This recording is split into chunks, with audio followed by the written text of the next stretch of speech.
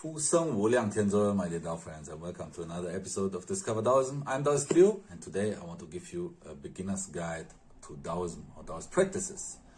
So first of all, you need to understand that Daoism is not only a philosophy, but also a practice and a religious belief system. So whatever direction you go, you need to make up with yourself what do you want to learn or what you want to achieve. There's so many different aspects of Daoism that it's hard to learn them all. So there's Daoist music, calligraphy, Daoist talisman, rituals, ceremonies, just Neigong or internal practices, martial arts, and so on. It's a huge field.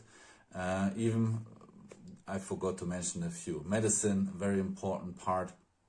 And I hope you forgive me if I forgot a few, but it's just a general introduction. So you usually start with learning scriptures, and to understand the scriptures you need a good teacher, a master who can explain and teach you what the scriptures mean. Usually we start with the Qing Jing Jing, or the scriptures of the morning liturgy. And the Qing Jing Jing is a shorter scripture, the scripture of the clarity and stillness. And this scripture teaches you how to be clear and still. This is basically what it's about. The most fundamental practice, Qingjing Wu Wei, is very important, is essential for all the beginner practitioner. If you start learning about Taoism, you should probably find a teacher or a master first who can teach you practice or skills and explain the scriptures. Why the scriptures are so essential is because we learn the Taoist skills from the scriptures. That's why most of the Taoists around the world recite the scriptures every day, morning and evening liturgy, for example. If you want to learn more about this, go ahead and look up the daostudies.com website and the Dao blog, of course. Also, the teacher will teach you the practices from inside these scriptures. For example, meditation or sitting in stillness is not only sitting there and just breathing or concentrating. There's methods involved, and if the method is right, you're gonna have very quick or very good progress and also benefits from this. Besides the meditation and scripture practice, of course, there's other methods, like, for example, the characteristics or practices we do on a daily basis, praying. The practices, what we do on a daily basis, again, depending on what tradition, what master or shifu you follow, and what your goals are.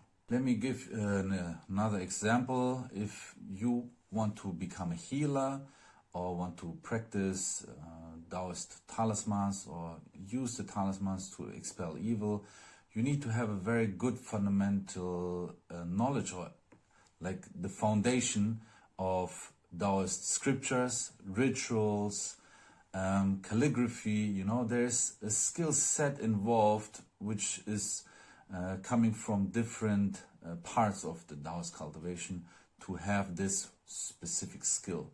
Let's say, okay, you want to expel evil with talisman and ritual. You need to know scriptures, you need to know the talisman. For writing talisman, you need to know how to use the brush and incantations, and of course the internal skills.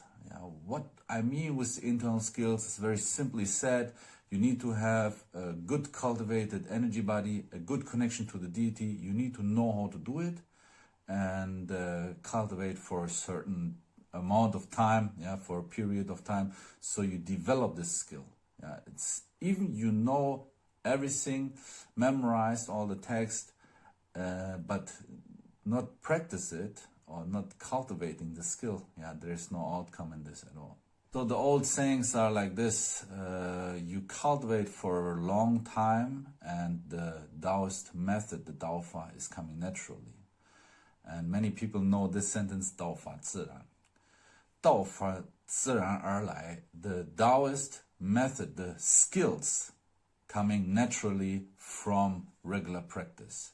And to quote the Yin Fu Jing, the practice is something regular. Every day you practice a little bit and you don't go back, like not making a break, don't step back, but always continuously flowing or going forward. Also, another quote from the Yin Fu Jing is to observe the nature, observe heaven and earth basically, and also observe yourself. When you observe yourself while you practice, you will get a very good idea on where you stand now and where your path or where your goal is.